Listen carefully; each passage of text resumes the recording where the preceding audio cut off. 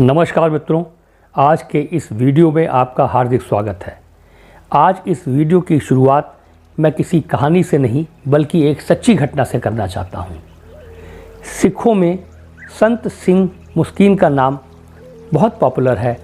संत सिंह मुस्किन एक गुरमत और गुरबानी के रिकॉग्नाइज्ड स्कॉलर थे और वो कथा करते थे। मुस्किन का नाम कथा में सिख समुदाय में बहुत आदर के साथ लिया जाता है। ये उनकी एक सच्ची घटना है। संत सिंह मुस्किन सिंगापुर में कथा करने के लिए गए और सिंगापुर में जो वहाँ पर गुरुद्वारा था, एक बड़ा गुरुद्वारा था और सिख कम्युनिटी के काफ़ी लोग थे उससे जुड़े हुए थे। तो वो बताते हैं कि जब मैं पहले दिन कथा करने गया तो वहाँ पर बहुत भीड़ थी। मुझे लगा कि लगभग सारे सिख वहाँ पर आए थे जो वहाँ आसपास रहते थे। दूसरे दिन फिर कथा में बैठा तो मैंने देखा कि पहले दिन से भी ज़्यादा भीड़ थी। मुझे खुशी हुई कि लोगों का धर्म में आस्था बनी हुई है।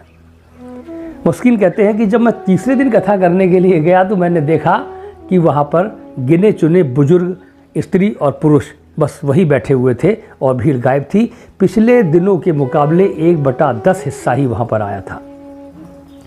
कथा पूरी करने के बाद उन्होंने अपने जो गुरुद्वारा प्रबंधक कमेटी के अध्यक्ष थे उनसे बात की और पूछा कि ऐसा क्या हो गया कि लोग कथा में नहीं आए, तीसरे दिन बिल्कुल खाली हो गया हॉल।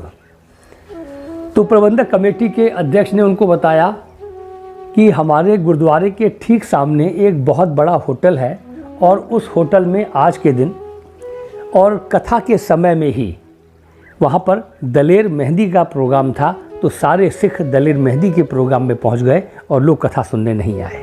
ऐसा क्या हो गया कि लोग कथा को छोड़कर एक पॉप सिंगर दलेर मेहंदी के प्रोग्राम में पहुंच गए और भारी भीड़ पहुंच गई।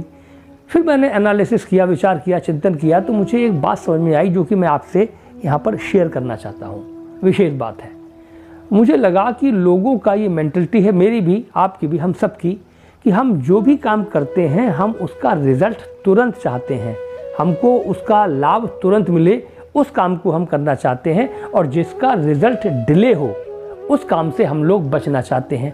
अभी हुआ क्या कि लोग दलेर मेहंदी के प्रोग्राम में गए और वहाँ 2 या 3 या 4 घंटे उन्होंने जम के नाच गाना किया, मस्ती करी। उस 4 घंटे को वो दुनिया भूल गए और बिल्कुल वहीं रम गए और उन्होंने पूरा आनंद लिया। उनको मज़ा आया क्योंकि वो वहाँ बैठे और उनको मज़ा मिला, आनंद मिला।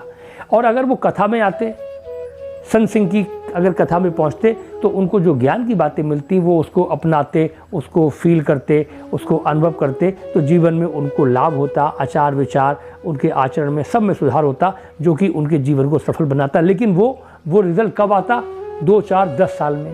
तो लोगों को डिलेड रिज़ल्ट नहीं चाहिए, लोगों को तुरंत रिज़ल्ट चाहिए। जैसे एलोपैथी की दर्द निवारक गोली आदमी झट से खा लेता है, फ़ायदा लेता है, होम्योपैथिक में जाना नहीं चाहता। तो छोटी छोटी चीज़ों में हम तुरंत रिज़ल्ट चाहते हैं और जो फ़ायदे की चीज़ें होती हैं उसमें रिज़ल्ट हमेशा देर से आता है। उसका एक जर्मिनेशन पीरियड होता है। लोग अपने घर में, मैंने देखा कि अमरूद का पेड़ लगा लेते हैं और आम का पेड़ नहीं लगाते क्योंकि उनको 2 साल के बाद ही फल चाहिए, 10 साल इंतज़ार कौन करे।